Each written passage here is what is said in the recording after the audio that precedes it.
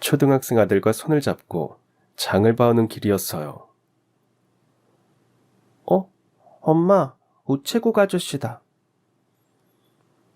아들의 말대로 엘리베이터 앞에서 우체국 배달원과 마주쳤습니다. 그런데 가는 층이 똑같았어요. 혹시 몰라서 조심스레 여쭤봤습니다. 혹시 몇 호 우편물인가요? 502호입니다.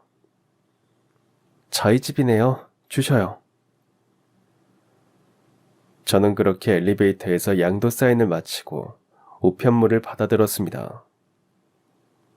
몇 개가 있어서 대충 손에 잡히는 대로 들고 왔어요. 주방에서 우편물을 하나하나 살펴보던 저는 멈칫했습니다. 생각지도 못한 사람이 편지를 보내왔기 때문이죠. 남편과의 이혼으로 저와는 영영 인연을 끊었다고 생각한 사람, 바로 전 시모였습니다.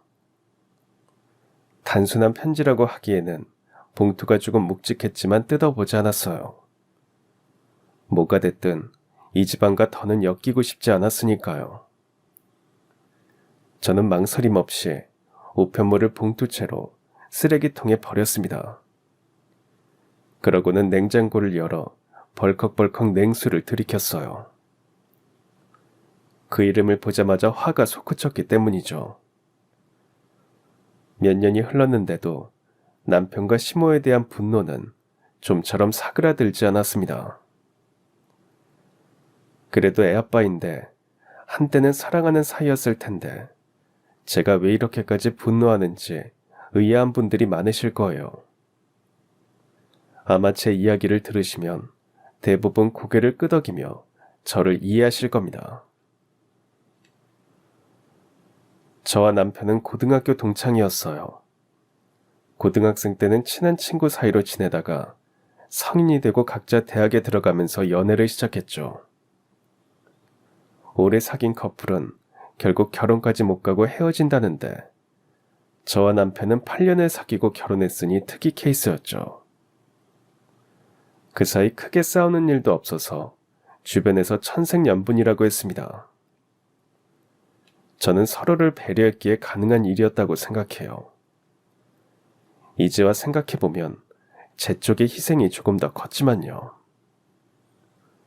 남편이 군대에 가 있는 동안 기다려줬고 제가 먼저 취업한 후에는 남편의 취업 뒷바라지까지 했거든요. 자기야, 이거 한번 입어봐. 옷 한 벌 샀어.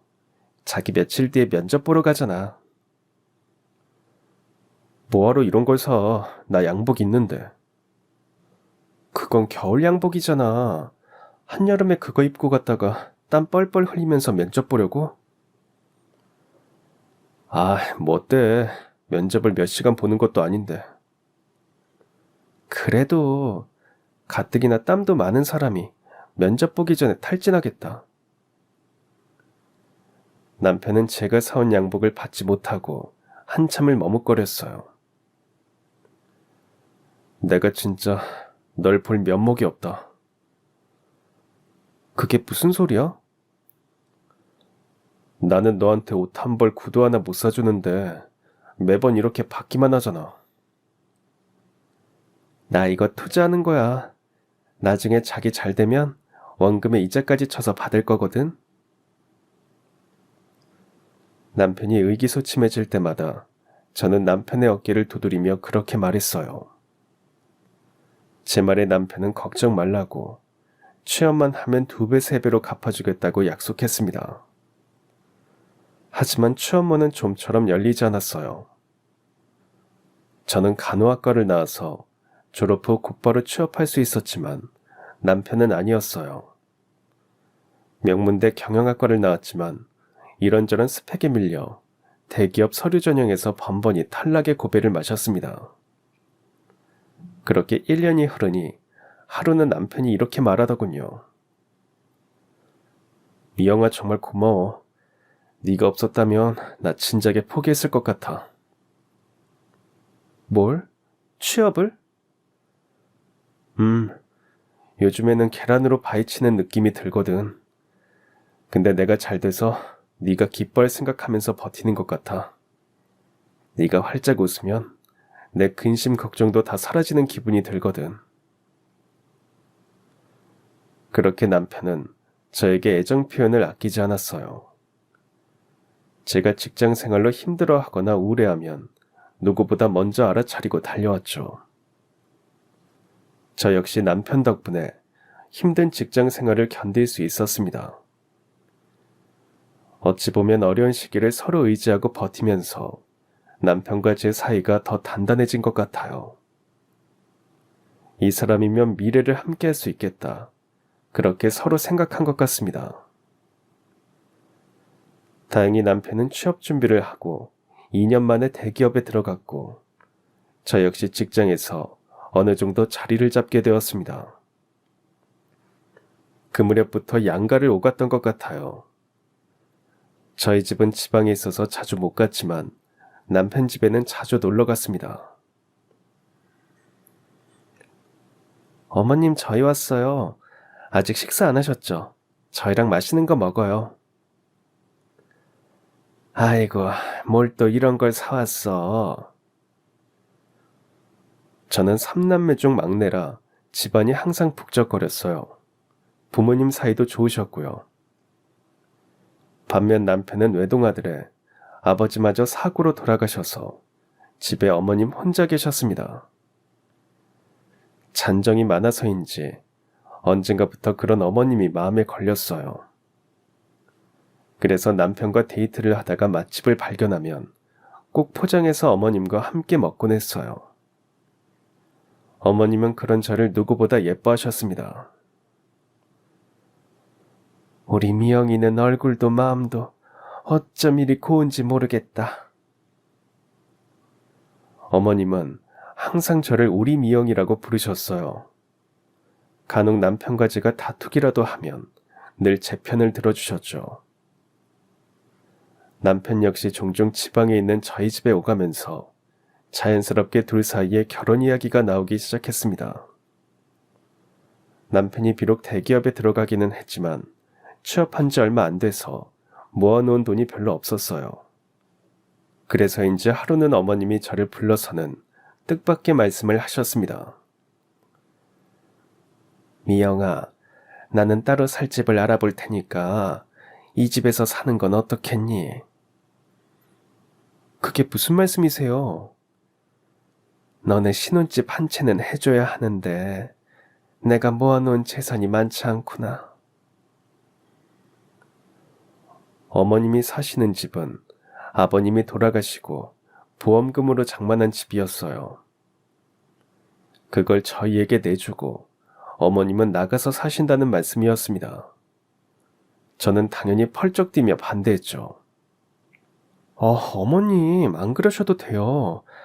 집이야 저랑 그이가 살면서 조금씩 넓혀가면 되죠. 그래도 내가 돈을 부지런히 모아놔야 했는데 아휴 참 널 볼 면목이 없구나. 아니에요 어머님. 어머님 혼자 그이 키우느라 고생한 거 저나 그이나 너무 잘 알고 있는걸요. 신혼집은 저희 둘이 알아서 할 테니까 너무 걱정하지 마세요. 다행히 그간 제가 직장 생활을 하면서 모아놓은 돈이 꽤 있었고 남편을 마음에 들어한 친정에서도 흔쾌히 돈을 보태주셔서 작은 빌라에서 신혼생활을 시작할 수 있었어요. 저는 일부러 어머님 댁 근처로 신혼집을 마련했습니다. 모시고 살지는 못하더라도 자주 왕래하며 지내야겠다고 생각했거든요. 남편이나 저나 검소한 편이라 돈이 생각보다 빨리 모였어요. 저희는 결혼 2년 만에 작은 아파트로 이사했고 그 무렵 아이까지 갖게 되었습니다. 듬직한 아들이었어요. 시어머니는 손주까지 태어나자 더 바랄 게 없다며 너무 좋아하셨죠. 아이고 어쩌면 이리 예쁠고 눈, 코, 입 안 예쁜 곳이 없구나. 그렇게 예쁘세요? 그럼 너랑 태준이 예쁜 곳만 고루 닮았잖니. 아유 봐라. 이 눈은 딱 동그란 네 눈을 닮았고 코는 오똑한 태준이 코를 닮았고 얼굴형은 갸름한 게 딱 널 닮았잖니. 그렇게 아이를 천천히 뜯어보며 세상 행복한 미소를 짓는 시어머니를 볼 때면 저도 절로 웃음이 나왔어요. 세아가 정말 고맙다. 네가 우리 태준이를 만난 후부터는 태준이 일도 술술 잘 풀리고 이렇게 좋은 일만 생기는구나. 네가 우리 집 복덩이다, 복덩이. 어머님은 그렇게 저만 보면 고맙다는 인사를 잊지 않았습니다. 그런 걸 보면 남편이 어머님을 닮아서 그리 다정다감하구나 싶었어요. 저는 아이를 돌보기 위해 병원 일을 그만두고 한동안 육아에 매달렸습니다. 그 무렵 남편 일이 바빠지면서 저희 부부는 얼굴을 마주할 일이 적어졌어요. 제가 육아에 지쳐 잠든 후에야 남편이 들어왔으니까요. 그 사이 남편과 저의 관계도 소원해졌습니다. 그때는 단순히 서로 바빠서 그런 거라고 생각했어요. 저는 육아 때문에, 남편은 일 때문에, 시간적으로도 심적으로도 여유가 없었으니까요. 그러다 아이의 돌잔치 때 믿지 못할 광경을 목격하고 말았습니다. 여보, 정우 기저귀를 차에 놓고 왔나 봐. 그래? 내가 갖고 올게. 남편은 제 말에 흔쾌히 답하고는 주차장으로 향했어요. 그 사이 저는 아이를 케어하느라 정신이 없었죠. 그러다 추가로 더 챙겨올 게 있어서 남편에게 전화를 걸었습니다. 그런데 연결이 되지 않았어요. 결국 시어머니께 아이를 잠깐 맡기고 주차장으로 향했습니다. 어떻게 자기는 점점 더 예뻐지냐? 원래도 내가 미영이보다 예뻤거든? 당신이 눈에 콩깍지가 쓰여서 몰랐던 거지. 그러니까 왜 진작 몰랐을까? 차가 주차된 곳으로 걸어가는데 남녀의 은밀한 대화 소리가 들렸어요. 그런데 두 사람 모두 목소리가 낯설지 않았습니다. 사랑 없는 결혼 생활 너무 지옥 같지 않아? 지금이라도 늦지 않았어. 우리 이제 겨우 30대잖아. 여자는 그렇게 말하며 상대에게 은근히 이혼을 부추겼습니다. 설마 하며 코너를 돈 저는 눈앞에 펼쳐진 광경에 입을 틀어막고는 그 자리에 주저앉고 말았어요. 은밀히 대화를 주고받는 두 사람은 바로 남편과 제 고등학교 동창이었습니다.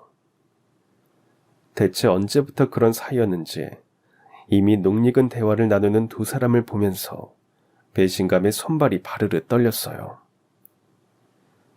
순간 아이를 낳은 후 친구가 저희 신혼집에 자주 방문한 사실이 떠올랐습니다. 미영아, 아기는 잘 크고 있어? 너 요즘 완전 집콕이지? 어떻게 알았어? 애 낳은 친구들 보면 다 그렇더라고. 내가 한번 맛있는 거 사가지고 갈게. 친구는 한 달에 2번씩 맛있는 걸 사들고 집으로 찾아왔습니다. 저는 그런 친구가 마냥 고마웠어요. 아기가 아직 어려서 바깥에 나가는 게 쉽지 않은데 이렇게 찾아와서 함께 수다를 떨어주니 반가운 손님이었죠.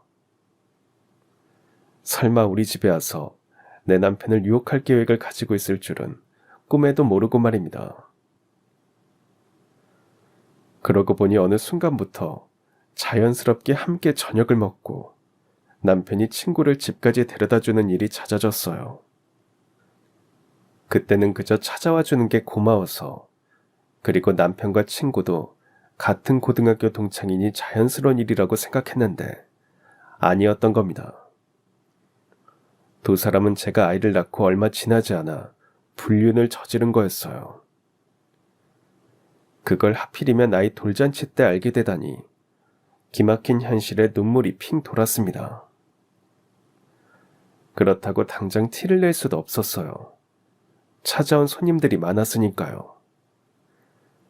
저는 겨우 감정을 추스르고 행사장으로 돌아왔습니다.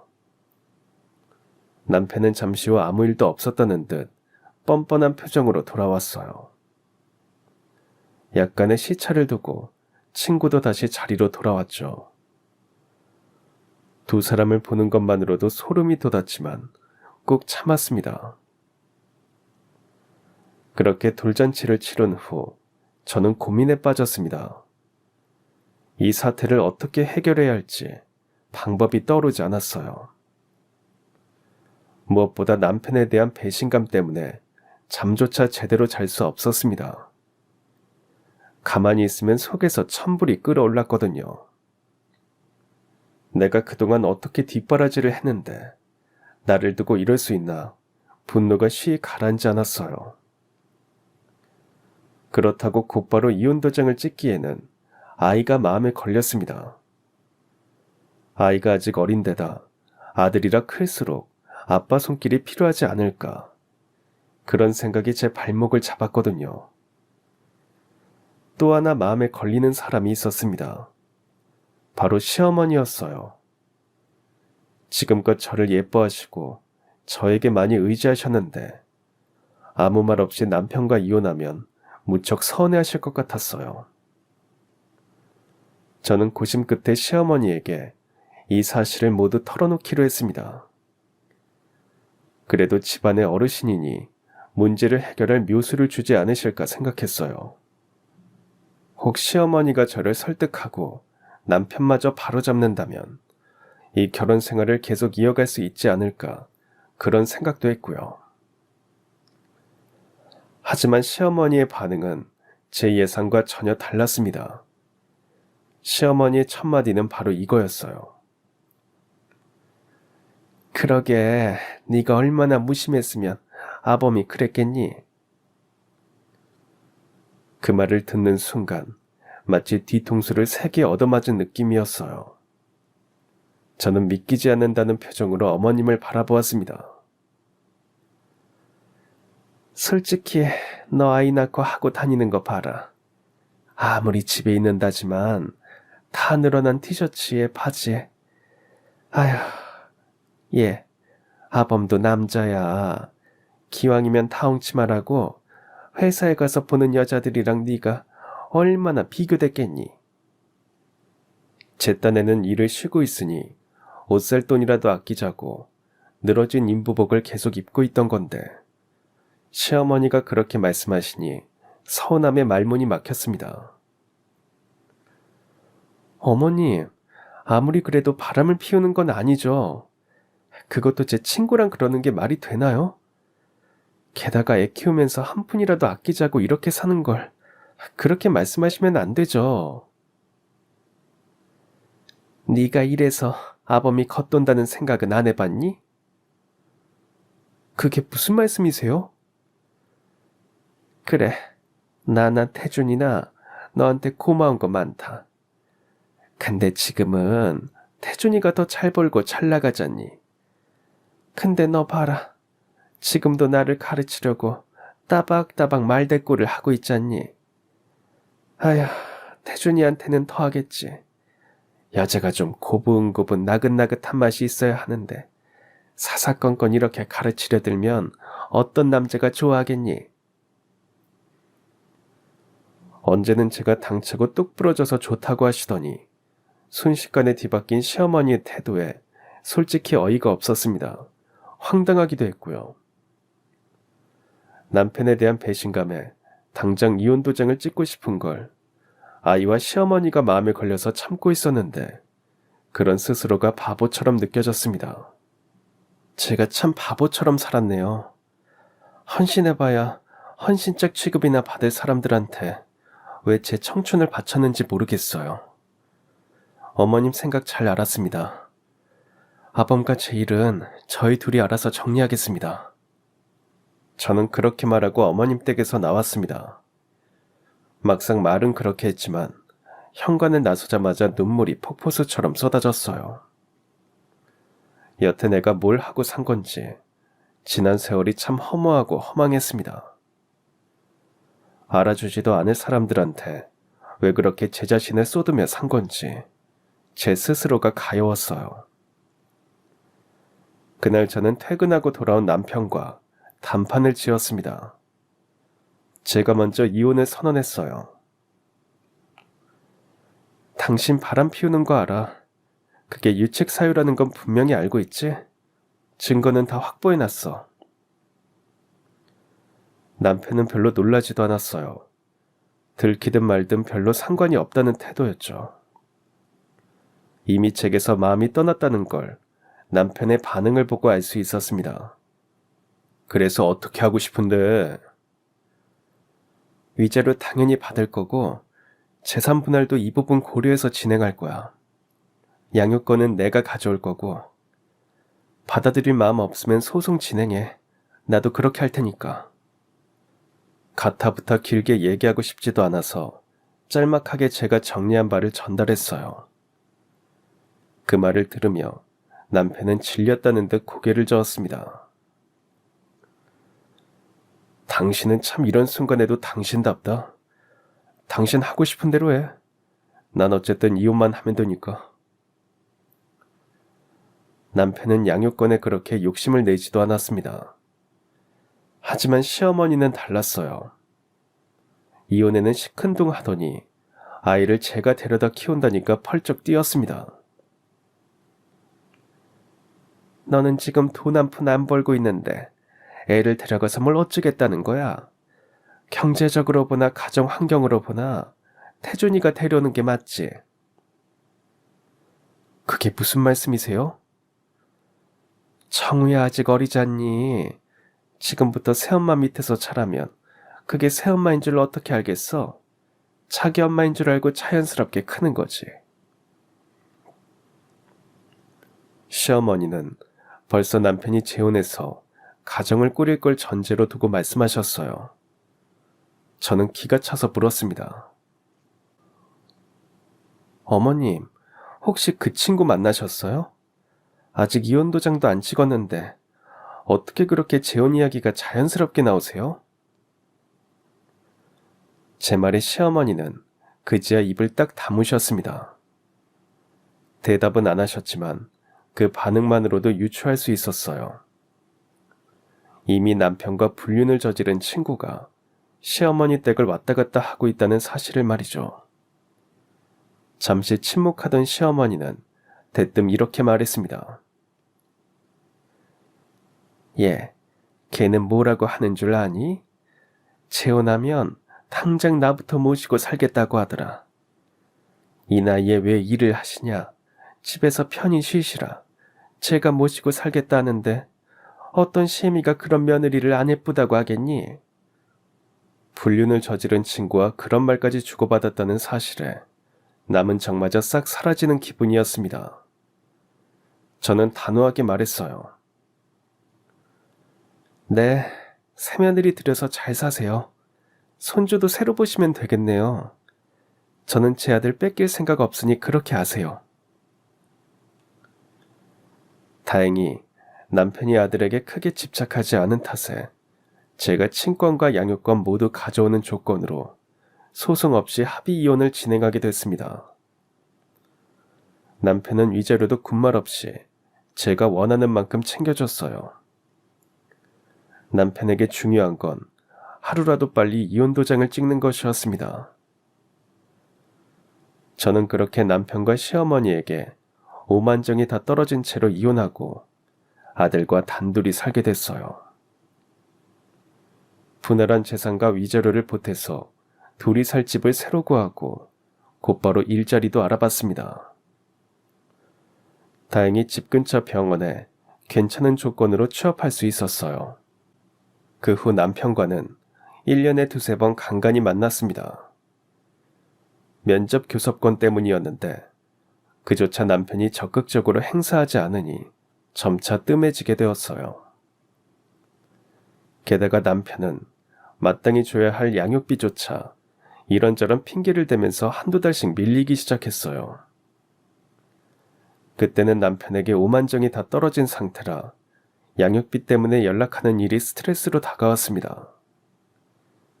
그러다 보니 어느 순간에는 그깟 돈 안 받고 만다는 심정으로 아예 연락을 안 하게 됐죠. 그렇게 몇 년을 시댁과 아무런 교류 없이 지냈는데 갑자기 시모에게 편지가 오니 당황스러울 수밖에 없었습니다. 더불어 잊고 있던 과거가 떠올라 화가 확 솟구쳤어요. 이 집 식구와는 다시는 얽히지 않을 거라 다짐하며 편지를 봉투째 버리고 분주히 점심 식사를 준비하는데 아들이 저를 불렀어요. 엄마, 이거 왜 버려? 아들은 제가 쓰레기통에 버린 전시모의 편지를 들고 있었어요. 그걸 왜 꺼내왔어? 안에 이런 게 들어있어서. 저도 모르게 날카롭게 묻자 아들이 주눅든 목소리로 말했어요. 그러면서 제게 무언가를 건넸습니다. 편지와 함께 들어있던 건 다름 아닌 통장이었어요.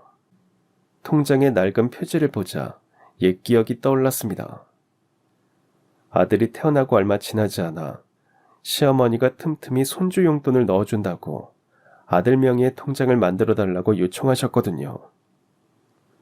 그때 만들어서 건네드리고는 여태 까맣게 잊고 있던 물건이었습니다. 저는 아들의 손에 들린 통장을 받아서 안을 펼쳐보았습니다. 그러고는 기함하고 말았어요. 통장 안에 무려 5억이 들어있었기 때문이죠. 저는 그제야 통장과 함께 들어있던 편지를 펼쳐보았습니다. 미영아, 미안하다. 돌아보니 내가 너한테 큰 잘못을 저질렀더구나. 이건 너와 우리 손주 몫이다. 모쪼록 필요한 데 쓰거라.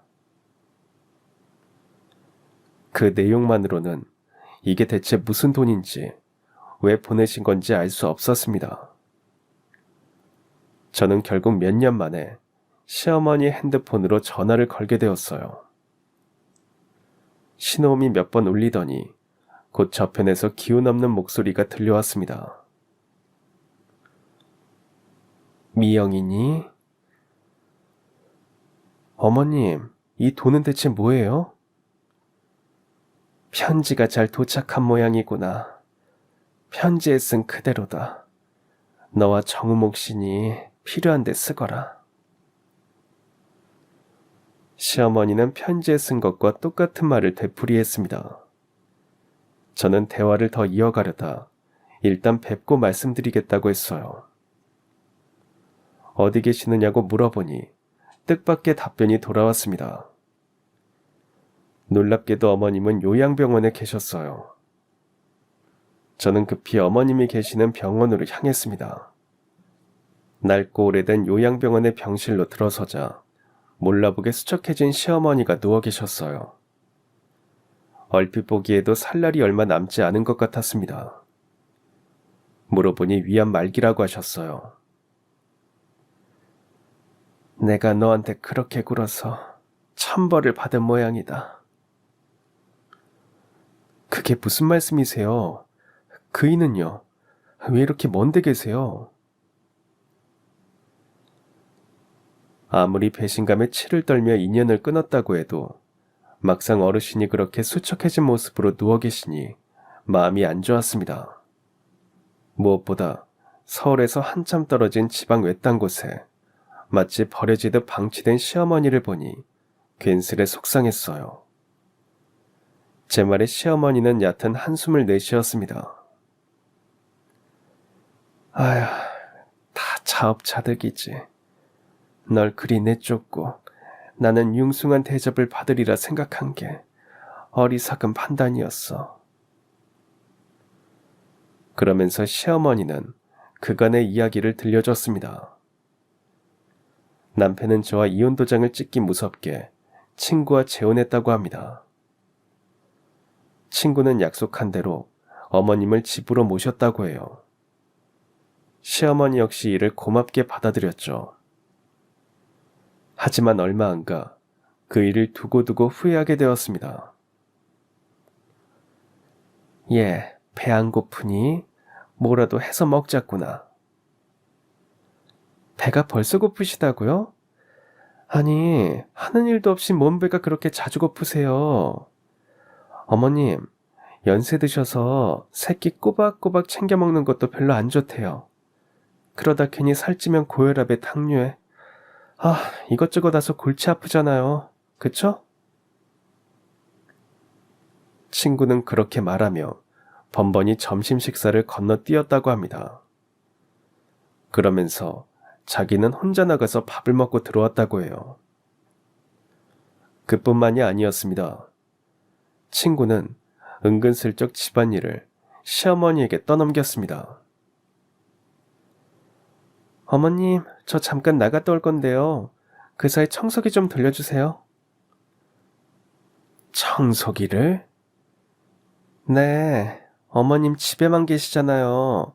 운동도 하셔야죠.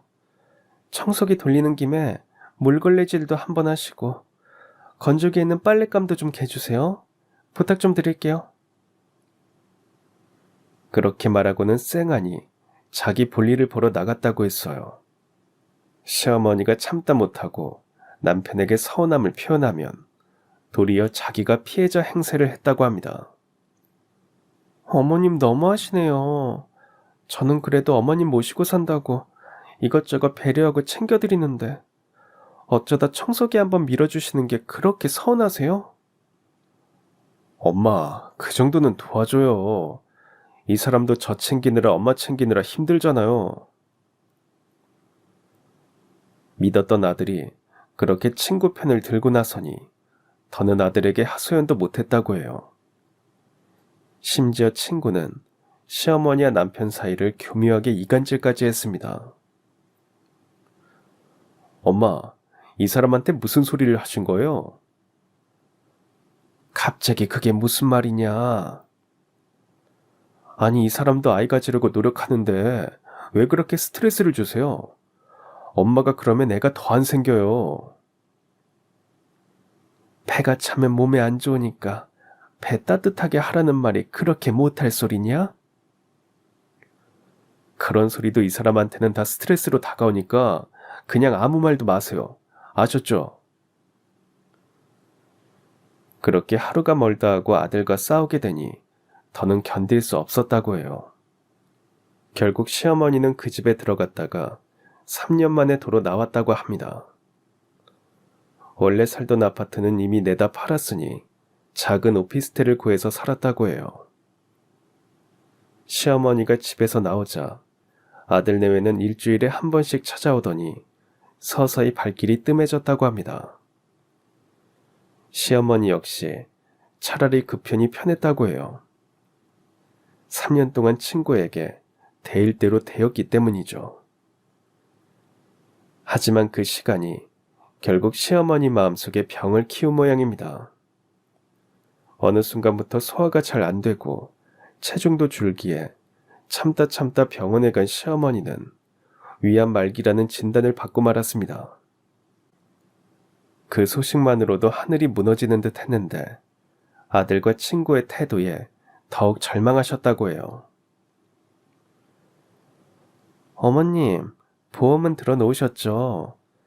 이 요즘 사업 준비한다고 이래저래 돈 쓸 일이 많거든요. 병원비까지 부담되면 너무 힘들 것 같아서요. 시어머니가 위암 말기라는데 친구가 꺼낸 첫마디가 그거였다고 합니다. 남편 역시 시큰둥한 반응을 보였다고 해요. 그 순간 어찌나 배신감이 들던지 손발이 바르르 떨리더구나. 동시에 미영이 네 얼굴이 떠올랐다. 네가 내 며느리였으면 적어도 그렇게 말하지는 않았을 텐데. 아휴, 내가 대체 널 내쫓고 그가 무슨 짓을 벌인 건지. 그제야 벼락을 맞은 듯 정신이 번쩍 들더구나. 그 사이 친구는 발빠르게 시어머니가 입원할 요양병원을 알아봤다고 합니다. 괜히 집 가까운 데 있으면 자주 찾아뵈야 할 수 있으니 일부러 먼 곳에 잡아놓은 거죠. 남편에게는 공기 좋은 곳에 있어야 회복도 빠르다는 말로 둘러대면서 말입니다. 그렇게 지방에 유배되다시피 버려진 시어머니는 그제야 과거를 돌아보며 매일 회한의 눈물을 흘리셨다고 합니다. 그러다가 고심 끝에 저에게 편지를 보내신 거였어요. 미영아, 내가 정말 너에게 못할 짓을 했다. 너가 얼마나 상심하고 나나 태준이에게 배신감을 느꼈을지 내가 그 입장이 되니 그제 알겠더구나. 인생을 헛산개지. 내 손안에 귀한 보물이 있는 걸 모르고 엄한 데 눈을 돌렸으니. 저에게 보낸 돈은 시어머니가 살던 아파트를 팔고 남은 돈이라고 했어요. 그나마 천만 다행이지. 그 돈만큼은 내가 손에 꼭 쥐고 뺏기지 않았거든. 애초에 그 아파트는 신혼집으로 너한테 주려고 했단다. 많이 늦었지만 이제라도 받아줬으면 좋겠구나. 그렇게 말씀하시면서 눈시울을 붉히시는데 뭐라고 할 말이 없었습니다. 저는 결국 이렇다 할 결정을 못 내리고 집으로 돌아왔어요. 남편이나 시어머니에게 느낀 배신감과 분노는 여전히 남아있었지만 막상 저런 모습으로 죽음을 앞두고 계시니 마음이 안 좋았어요. 고심하던 저는 다음 주에 아이를 데리고 다시 어머님을 찾아갔습니다. 어머님은 그 사이 훌쩍 큰 아이를 보고 깜짝 놀라셨어요. 세상에, 네가 정훈이? 언제 이렇게 큰 거야? 할머니 기억나니? 아들은 작게 고개를 저었어요. 그럴 수밖에 없었죠. 돌 지난 후부터는 한 번도 보지 않았으니까요. 어머님도 이해한다는 듯 고개를 끄덕였어요. 그래, 기억이 안 날 수밖에 없지. 잘 컸네, 잘 컸다. 여기까지 키우느라 네가 고생 많았다. 정말 고맙구나. 어머님은 저에게 거듭 감사의 뜻을 전했습니다. 이렇게 다시 와서 손주를 보여줘서 정말 고맙다고, 이제 당장 죽어도 여한이 없겠다고 말씀하셨어요. 실은 그간 아이가 보고 싶어서 몇 번이나 저에게 연락할까 말까 망설이셨다고 해요. 본인이 한 말과 행동이 있으니 차마 그것까지는 부탁을 못하고 있었는데 제가 알아서 데려오니 무척 고마우셨던 모양입니다. 그 후로도 저는 몇 차례 더 요양병원을 찾았어요. 언제 돌아가실지 모르는데 가실 때까지는 틈틈이 찾아뵙자고 마음먹었거든요. 돈 때문은 아니었습니다. 사실 그때까지도 시어머니가 주신 돈을 받을지 말지 결정하지 못한 상태였어요. 그저 이대로 돌아가시면 제 마음이 너무 안 좋을 것 같아서 내린 결정이었습니다. 종종 아이도 함께 병원을 찾아갔어요. 그때마다 어머님은 활짝 웃으며 좋아하셨습니다. 어이없는 건 제가 그렇게 찾아뵐 때까지 남편도 친구도 보이지 않았다는 거예요. 한 번을 마주친 적이 없어서 어머님께 물으니 이번 수속을 마치고는 한 번도 와보지 않았다고 합니다. 나 죽고서야 오겠지. 그래도 장례는 치를 테니까. 아휴, 내가 자식을 어떻게 키운 건지 참 너보기 민망하고 부끄럽구나. 그 말을 증명하듯 제가 병원에 들락거리는 한 달 동안 두 사람은 단 한 번도 시어머니를 찾아오지 않았습니다. 차라리 이대로 영영 마주치지 않았으면 했지만 제 바람은 이뤄지지 않았어요. 두 사람이 드디어 어머님을 찾아온 겁니다. 당연히 아무도 없을 거라 생각했는지 노크도 없이 벌컥 병실문을 연 남편과 친구는 저를 보고 당황했어요. 설마 이런 곳에서 저를 마주칠 줄은 꿈에도 몰랐겠죠. 뭐야, 당신이 왜 여기 있어? 그러네? 너 뭐야? 갈라선 지가 언젠데 구질구질하게 이러고 있니? 친구 역시 탁 쏴붙이듯 물었어요. 친구는 제가 남편에게 아직 미련이 남아서 이러는 줄 착각한 모양입니다. 다행히 제가 대꾸하기 전에 어머님이 대답하셨어요. 내가 불렀다. 죽기 전에 나 챙겨준 며느리 얼굴은 한번 보고 가야 할 것 같아서. 어머님의 말씀에도 친구는 양심의 가책이라는 게 없는지 싸늘하게 대꾸했습니다. 새며느리 들이신 지가 언젠데 쟤를 왜 불러요? 새며느리가 며느리 노릇을 해야지 말이다. 아이, 엄마는 이 사람한테 왜 또 그런 식으로 말씀하세요? 남편은 시어머니의 말에 짜증부터 냈어요. 그간 저 둘 사이에서 어머님이 어떻게 지내셨을지 그 대화만으로도 짐작할 수 있었습니다. 안 그래도 가려고 했어. 나도 두 사람 얼굴 평생 보고 싶지 않았거든. 저는 서둘러 짐을 챙겼습니다. 그런데 그런 저를 시어머니가 붙드셨어요. 가려거든 너네가 가라. 미영이는 온 지 얼마 안 됐다. 시어머니의 반응에 당연히 남편과 친구는 어처구니 없다는 표정이었죠. 네, 잘 됐네요.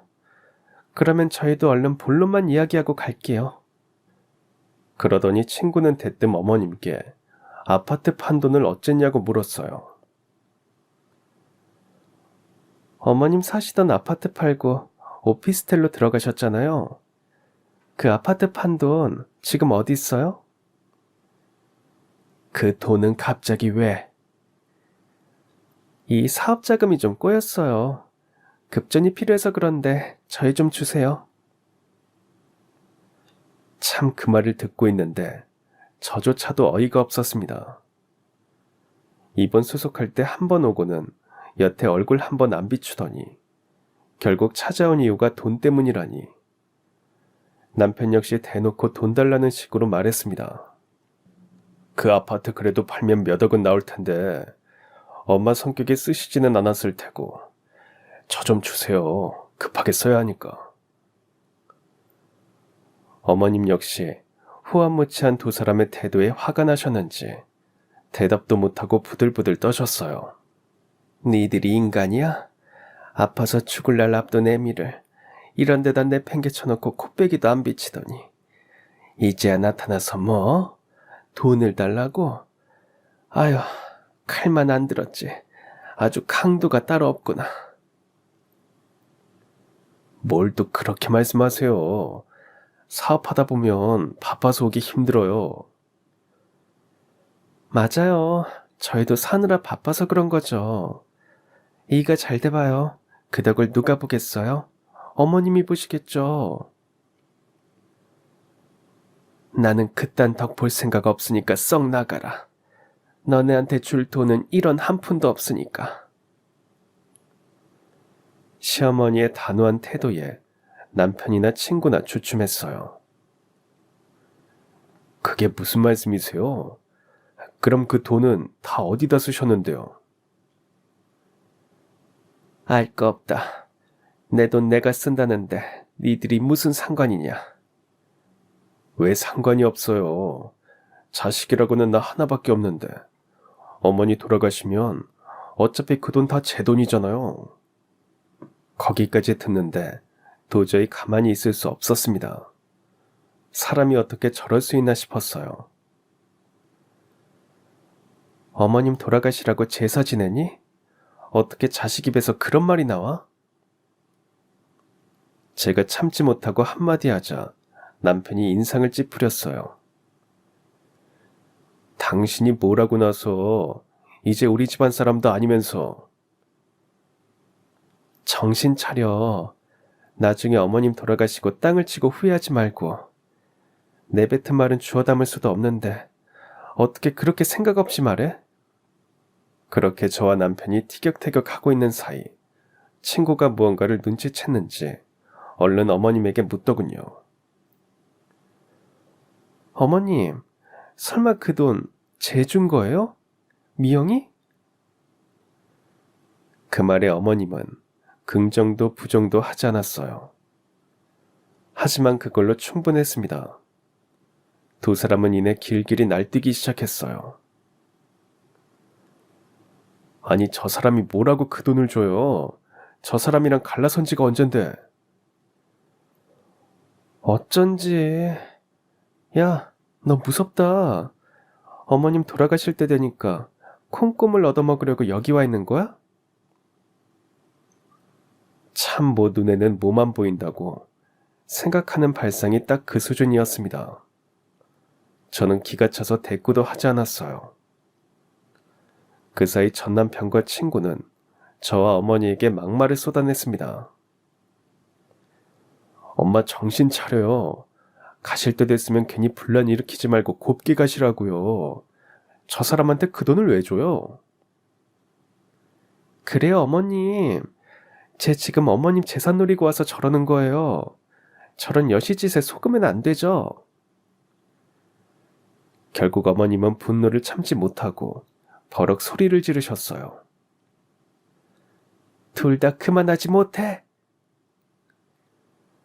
한 번도 어머님이 그렇게 목소리를 높인 걸 본 적이 없어서 저 역시 깜짝 놀랐습니다. 어머님은 부들부들 떠시다가 겨우 입을 여셨어요. 왜 청우 엄마가 받을 자격이 없어? 결혼 전에도 후에도 진심으로 날 모신 건 청우 엄마 하나뿐이다. 자식이 너 하나뿐이라고? 우리 청우도 엄연히 내 핏줄이다. 하나뿐인 내 손주와 진짜 며느리에게 내 전 재산을 다 물려줄 테니 그런 줄 알아라. 아이, 어머니. 부모 자식 간의 인연은 끊는 한이 있어도 이 결정은 바꾸지 않을 거야. 그러니까 둘 다 허튼 수작 부리지 말고 당장 내 병실에서 나가. 어머님이 그렇게까지 단호하게 말씀하시니 남편과 친구도 오늘은 후퇴해야겠다고 생각했는지 조만간 다시 찾아뵙겠다며 병실을 나갔어요. 두 사람이 나가고 병실은 침묵에 잠겼습니다. 어머님은 곧 흐느껴 오셨어요. 왜 아니겠습니까? 자기 뱃속으로 낳은 아들에게 그런 이야기를 들었으니 저 같아도 속이 뒤집어졌을 겁니다. 저는 얼른 휴지를 뽑아서 어머님께 건네드렸어요. 어머님은 한참을 우시더니 좀 진정된 후에야 저에게 신신당부하셨어요. 미영아, 절대 그 돈 쟤들한테 주지 마라. 줘봐야 사업한다 뭐한다 헛짓거리로 다 날릴 게 뻔해. 그 돈은 꼭 네가 쥐고 있어야 한다. 네가 쓰든 청우한테 쓰든 절대 저것들한테는 넘겨주지 마. 알았지? 들어보니 그 돈 아니어도 이미 어머님은 아들 사업한다고 보태주실 만큼 보태주신 모양이었어요. 그러다 둘이 하는 행태를 보고 이 돈만큼은 뺏길 수 없다고 생각해서 통장에 따로 보관해 두셨다고 합니다. 아픈 어머니를 돌볼 생각은 않고 어떻게든 돈만 뜯어가려는 두 사람의 행태에 저 역시 절로 고개가 저어졌습니다. 그런데 두 사람의 후안무치한 행각은 거기서 끝나지 않았어요. 여태 연락 한 번 없더니 다짜고짜 아이 면접 교섭권 운운하면서 만나자고 연락이 온 겁니다. 저는 아이는 두고 혼자 나갔어요. 그런데도 남편은 별말을 안 했습니다. 애초에 돈이 목적이었던 거죠. 그러더니 다짜고짜 그 돈을 진짜 받을 생각이냐고 물었습니다. 야, 솔직히 말이 안 되잖아. 너랑 나랑 갈라선 지가 언젠데. 우리 이제 완전 남남이야. 근데 그 돈을 왜 네가 가로채냐고. 가로채다니 말은 바로 해야지. 난 그런 돈이 있는지도 몰랐어. 그럼 지금이라도 내놔. 내가 왜? 나야 받을 생각 없지만 정우는 또 모르잖아. 어머님이 정우 앞날 위해 챙겨주신 건데 그걸 왜 당신한테 줘? 솔직히 아들 이야기를 하면 남편도 어느 정도 인정하고 물러날 줄 알았습니다. 하지만 아니었어요. 남편은 아들 이야기에도 물러서지 않았습니다. 어차피 그런 돈이 있는지도 몰랐다며. 여태 네가 알아서 잘 키웠잖아. 그럼 하던 대로 해. 괜히 엄한 돈에 눈독 들이지 말고. 거기까지 들으니 저도 참을 수 없었습니다. 저는 작심하고 속에 있는 말을 쏟아냈어요. 네가 그러고도 인간이니? 애 아빠 맞아? 하긴 그러니까 얼마 안 되는 양육비도 찔딱찔딱 주다가 이 핑계 저 핑계 대면서 안 줬겠지.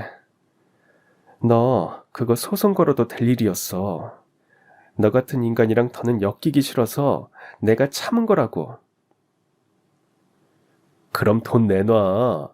나 같은 인간이랑 더는 엮이기 싫으면. 아니, 나도 처음에는 받을 생각 없었는데 당신이 이렇게 나오는 거 보니까 5기로라도 받아야겠다. 한 푼도 돌려줄 생각 없으니까 그렇게 알아. 저는 그렇게 통보하고 자리에서 일어났어요. 더 이상은 말도 섞기 싫었거든요. 남편은 그래봐야 자기가 소송을 걸면 찾아올 수 있다고 협박했습니다. 엄마 돌아가시면 어차피 그 돈 다 내 돈이야.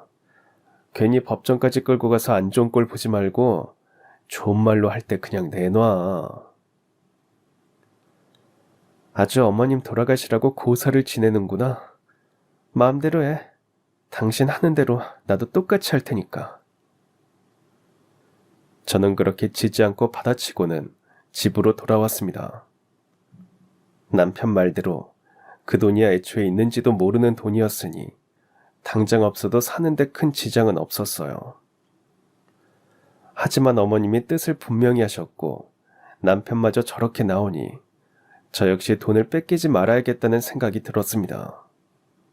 다행히 어머님이 아이 명의의 통장에 넣어주신 돈이었고 아이의 양육권과 친권 모두 제가 가지고 있어서 돈을 인출하는 데는 큰 무리가 없었어요. 혹시 몰라서 변호사 상담도 받아봤는데 생전에 본인 의지로 주신 돈이기 때문에 전 남편이 소송을 건다고 해도 이길 확률은 희박하다는 답변을 들었습니다. 그 사이 저는 꾸준히 어머님이 계시는 요양병원에 왕래했어요. 다행히 전 남편이나 친구를 병실에서 다시 마주치는 일은 없었어요. 어머님 말씀으로는 그 뒤로도 몇 번 찾아왔다고 하는데 다행히 타이밍이 엇갈린 모양입니다. 자신의 건강은 안중에도 없이 온갖 협박을 늘어놓으며 돈 달라는 모습에 어머님은 치가 떨린다고 말씀하셨어요. 대체 내가 아들을 어떻게 키운 건지 모르겠다. 지혜미가 돈으로만 보이는 건지. 아휴. 어머님은 남편과 친구가 와서 깽판을 친 이후 급격히 몸 상태가 안 좋아지셨습니다. 어머님 입장에서는 정신적 충격이 컸던 모양이에요. 결국 그 일이 있고 한 달도 지나지 않아 세상을 떠나고 마셨습니다. 어머니 임종도 결국은 제가 지키게 되었어요. 미영아, 정말 고맙고 미안하다. 내가 마지막까지 너한테 폐만 끼치고 가는구나. 전 다 잊었으니까 더 이상 마음 쓰지 마세요. 그래, 정말 고맙다. 마지막까지 저에게 미안하다고 하시기에 괜찮다고 말씀드리니 어머님은 희미하게 웃으셨어요. 내내 마음에 걸리던 걸 내려놓고 가셔서인지 그대로 편안하게 눈을 감으셨습니다. 전 남편은 어머님이 돌아가신 후에야 요양병원으로 찾아왔어요.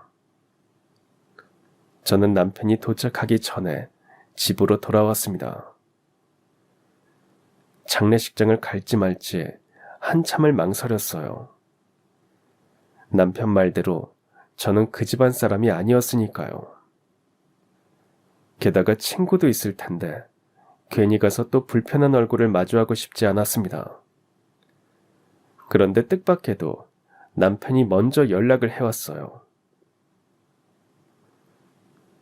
괜찮으면 정우 데리고 와줄래? 그래도 엄마 마지막 가시는 길은 배웅해드렸으면 해서. 착 가라앉은 남편의 목소리에 저는 고심하다가 일부러 늦은 시간을 골라서 아이와 함께 장례식장으로 향했습니다. 불륜을 저질러서 재혼했다고는 해도 어쨌든 이혼한 전처가 오는 게 남들 보기에 안 좋을 수도 있으니까요. 이 와중에도 그런 생각을 하는 제가 우습기는 했지만 괜히 남편 친척들이라도 마주치면 민망할 것 같아서 그렇게 했습니다. 근데 쓸데없는 고민이었어요. 장례식장에는 남편 혼자 있었습니다. 왜 당신 혼자 있어?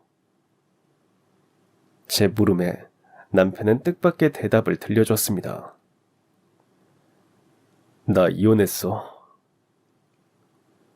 알고 보니 남편은 친구와 갈라선 상태였어요. 언제 그랬느냐고 물어보니 저를 만나고 얼마 지나지 않아 이혼 도장을 찍었다고 했습니다. 그날 면접 교섭권 핑계를 대고 저를 만난 것도 친구가 들들 볶아서 나온 거였다고 해요. 사업이 기울고 여기저기서 빚 갚으라는 전화가 걸려오니까 나를 대하는 태도가 순식간에 바뀌더라. 내가 어머니 집 팔고 남은 돈이 있을 거라니까 금세 또 반색하면서 그 돈이라도 얼른 받아내라고 하더라고. 하지만 결국 그 돈도 받아내기 힘들어지자 곧바로 이혼 서류를 내밀었다고 해요. 따지고 보면 사업도 그 사람이 부추겨서 시작한 건데 언제 월급 벌어서 큰돈 버냐고 옆에서 바람을 넣으니까 순간적으로 내가 눈이 먼 거지. 남편 역시 시어머니처럼 뒤늦은 후회를 하고 있었습니다. 당신 볼 면목이 없다. 어머님한테도 너무 죄송하고 정우한테도 너무 미안하고. 그러더니 남편은 눈물을 뚝뚝 흘렸습니다. 지난날 제가 느낀 배신감을 떠올리면 자업자득이라는 생각도 들었지만 그렇다고 마냥 기쁘지도 않았어요. 남편은 뒤늦게 깨달은 바가 있어서인지 더 이상 돈 내놓으라는 소리는 안 하더군요. 사업에 실패하면서 지인들이 다 떨어져 나간 건지 아무리 늦은 시간이라고 해도 장례식장은 너무 썰렁했습니다. 저와 아이가 앉아있는 내내 손님 하나 오지 않았거든요. 저는 조금 더 있다가 아이를 데리고 집으로 돌아왔습니다. 그 후 저는 제 삶을 다시 살아가고 있습니다. 시어머니가 남긴 돈은 일단 건드리지 않았어요. 당장 아들과 제가 살아가는 데는 큰 문제가 없으니 혹시 모를 일에 대비해 비상금처럼 남겨두기로 했습니다. 아들이 다 클 때까지 쓸 일이 없으면 아들 대학 갈 때나 결혼할 때 쓰고 남은 돈은 제 노후를 위해 쓰려고 생각 중이에요. 권선징악이니 뭐니 솔직히 믿지 않았는데 제가 직접 이런 일을 겪고 나니 인생을 돌아보게 되더군요. 누군가에게 한 모진 행동, 모진 말이 언젠가는 스스로에게 돌아오는 것 같아요. 저는 남편이나 시어머니처럼 뒤늦게 후회의 눈물을 흘리지 않도록 주변 사람들에게 잘해야겠다고 다짐하게 됩니다. 사연을 듣는 분들도 가까이 있는 분들께 잘해주세요. 그럼 지금까지 사연 들어주셔서 감사합니다. 사연이 재밌으셨다면 구독과 좋아요 부탁드려요. 감사합니다. 안녕히 계세요.